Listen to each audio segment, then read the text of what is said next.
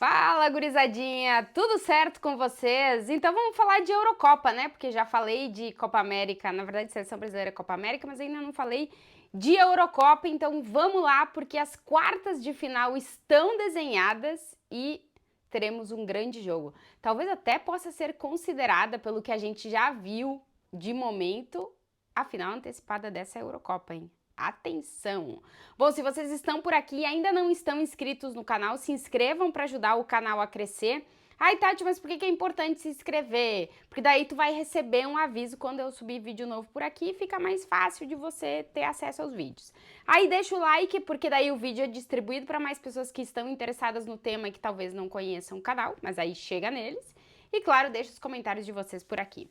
Bom, vamos falar sobre, primeiro, a classificação da seleção espanhola. Eu já vou falar mais sobre a Alemanha e também vou falar sobre a Inglaterra. Eu vou trazer elas como destaque, não vou trazer muito a Suíça, que eliminou a Itália, porque dessas quatro eu achei que a Itália passaria também. Então, enfim, a Itália é meio que a decepção. Eu achei que a decepção fosse ser a Itália, ainda na fase de grupos, que caiu nesse grupo da morte com Espanha, Croácia e Albânia, né? Eu achei que a Itália ia cair na fase de grupos, mas aí aquele gol salvador lá contra a Croácia acabou deixando a Croácia fora da Euro e a Itália classificou. E a Itália, assim, para mim, a seleção italiana tá bem longe do que um dia a gente considerou um grande elenco de seleção italiana e tal. Não tem as individualidades e o jogo coletivo também não tá funcionando. Então eu achava que a Itália já ia decepcionar. Acabou decepcionando nas oitavas de final, classificou a Suíça que vai enfrentar a Inglaterra. Mas eu quero começar o vídeo falando sobre a seleção espanhola porque foi o último jogo deste domingo.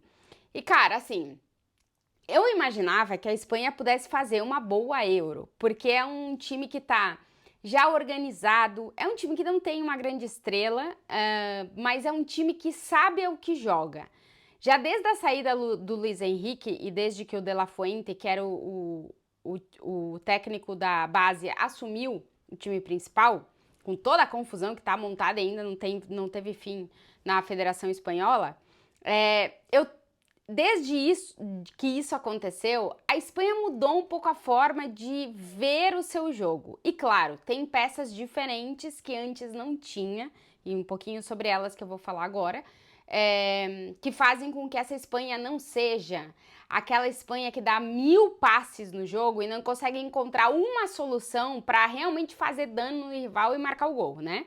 Porque a seleção espanhola do Luiz Henrique jogava, até dá para dizer que jogava bem, mas tinha muita posse e não conseguia marcar. Enfrentava rivais que se fechavam muito e não conseguia encontrar o espaço para conseguir marcar, né? Para conseguir vencer os jogos, que no final das contas, gente, por mais que a gente fale, joga bem, joga bem, joga bem, no final todo mundo quer resultado. Então, se o resultado não chega, não adianta ser a melhor seleção do mundo.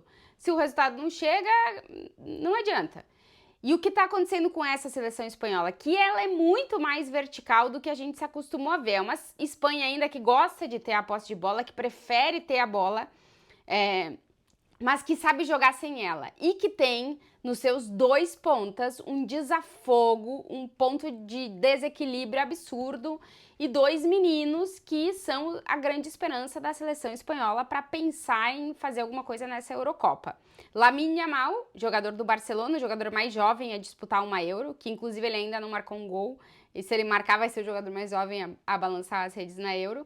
E Nico Williams, o ponta esquerda do Atlético de Bilbao, que foi um dos grandes responsáveis por levar o Atlético de Bilbao para a final da Copa do Rei e ganhar o título na última temporada, é um ponta agudo, que vai para dentro, que finaliza bem, que tem muito boa ideia de jogo, que consegue enxergar muito bem, e o Lamine é um fenômeno, né? Com 16 anos ele já é tudo isso aí. Então são os dois grandes diferenciais dessa seleção espanhola, que está conseguindo controlar os jogos através do meio de campo, com o Fabián Ruiz fazendo uma grande Eurocopa, o Rodri é o melhor na posição já faz muito tempo, e tendo esses dois meninos que produzem ofensivamente assim uma quantidade absurda para essa Espanha. A Espanha saiu perdendo para a Geórgia nas oitavas de final, a Geórgia que é um dos grandes destaques dessa Euro, né, porque é a primeira vez que participa de uma Eurocopa, conseguiu a classificação depois de vencer Portugal no último jogo da fase de grupos, enfrentou a Espanha nesse domingo nas oitavas de final, saiu na frente, mas não aguentou a seleção espanhola, quando a Espanha foi para cima no segundo tempo, depois de conseguir o gol do empate com o Rodri ainda na primeira parte, depois 3 gols no segundo tempo, Fabián Ruiz, Nico Williams e Dani Olmo. Mas eu quero destacar os 2 pontas, o Lamine e o Nico, porque o primeiro gol da Espanha é uma assistência do Nico para um chute de fora da área do Rodri, que a gente já está acostumado, os golaços que o Rodri faz quando... E o Rodri é um dos diferenciais dessa Espanha também, quando a Espanha não consegue encontrar os chutes de fora da área dele, desafogam muito, assim, para realmente chutar no gol e levar perigo, né? O Mamardashvili, que é o melhor goleiro dessa Eurocopa, não sei se eu falei certo, Mamardashvili, deve ter falado errado. O melhor goleiro dessa Euro não conseguiu segurar a Espanha, que fez 4 gols nele, né? E realmente, assim, o Rodri é um desafogo quando precisa, e hoje precisou e ele encontrou o gol também.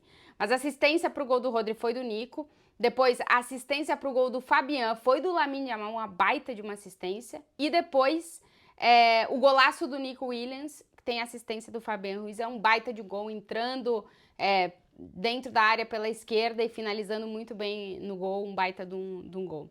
Esses 2 meninos, um de 21 e outro de 16, são o grande diferencial da seleção espanhola. E se a Espanha quer pensar em estar nas semifinais, o jogo da Espanha passa pela verticalidade, profundidade, leitura de jogo e finalização desses 2 meninos que estão sendo o grande destaque da seleção espanhola. Inclusive, eles deram uma dançada depois do último gol do Nico Williams e não tem problema nenhum em dançar para comemorar gol, né, gente? 2024, pelo amor, vamos lá, vamos pra frente, vamos evoluir. Enfim, e nem entro em outras questões, porque esses meninos também sofrem com xenofobia e racismo bastante. Enfim, Nico Williams e Lamine Yamal, que vão enfrentar a seleção da Alemanha, que conseguiu a classificação também, jogo sofrido da Alemanha ontem, mas conseguiu a classificação para as quartas de final. E tem também 2 jovens, assim, os seus grandes destaques, né? Eu tiro o Toni Kroos aí da jogada, que a cada jogo é aquele aperto no coração. Será que é o último da carreira do Kroos? Pode ser na sexta-feira contra a seleção espanhola. Musiala, que tá sendo um dos grandes destaques dessa Eurocopa, tá realmente sendo o grande diferencial da Alemanha. Florian Wirtz também, que eu não entendi ele ter sido reserva no jogo de ontem, mas também quando ele entrou bem. Então a gente vai ter o confronto de 2 seleções, a seleção espanhola que está 100% nessa Euro, a única que venceu todos os jogos, 4 jogos, 4 vitórias. Tem o segundo melhor ataque, com 9 gols marcados e apenas 1 gol sofrido. E a seleção da Alemanha, que tem o melhor ataque dessa Eurocopa. Para mim, são as 2 seleções que dava para botar no bolo dessas possíveis candidatas ao título, que aí entra a França, entra a Inglaterra, entra Portugal, entra a Espanha e entra a Alemanha. Para mim, estavam essas 5 aí nesse bolo aí. Do bolo esse, eu acho que as 2 que a gente viu entregar melhor futebol foram a Espanha e a Alemanha, que vão se enfrentar nas quartas de final na sexta-feira. E aí é uma pena, realmente, porque uma das 2 vai ficar fora, né? Que estão realmente entregando, assim...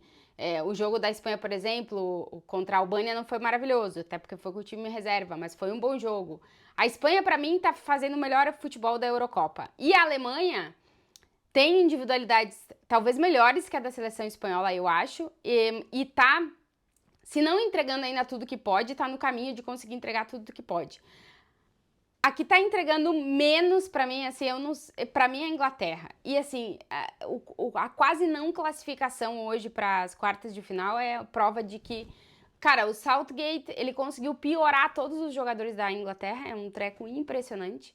E a Inglaterra só está nas quartas de final porque o Jude Bellingham apareceu, assim, encontrou aquele gol nos acréscimos de bicicleta quando já não tinha mais nada para encontrar da seleção espanhola, da seleção inglesa, que estava sendo eliminada pela Eslováquia nas oitavas de final. Então a Inglaterra realmente, assim, caiu no lado mais fraco, né, do chaveamento. Agora vai enfrentar a Suíça, que eliminou a Itália, que é um adversário muito complicado para a seleção da Inglaterra, mas que ganhou um fôlego com o Jude Bellingham. O Bellingham, eu até fiz um levantamento aqui, ele marcou nessa temporada com o Real Madrid e seleção inglesa 6 gols nos acréscimos. Sendo que 2 foram para dar empate, que são os 2 da seleção inglesa, e acho que 2 para dar empate, e não, um do Real Madrid também foi para empate, né? Não, do Real Madrid foram todos para vitória. Os 4 que ele marcou foram vitórias, foi 2 no clássico contra o Retafe e contra o União Berlim. Os 4 que ele marcou nos acréscimos para o Real Madrid foi dar vitória para o Real Madrid. E os 2 com a seleção inglesa foi dar um empate.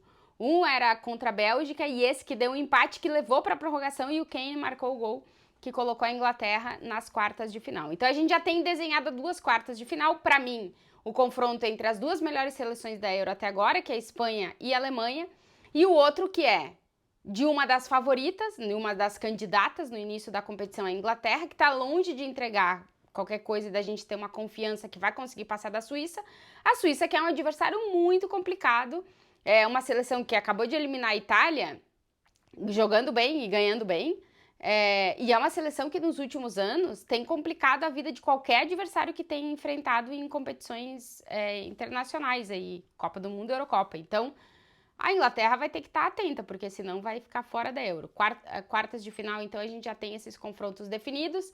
Agora, na segunda-feira, a gente tem Portugal, França entrando em campo, depois tem Áustria e Turquia e Romênia e as, digamos, surpresas.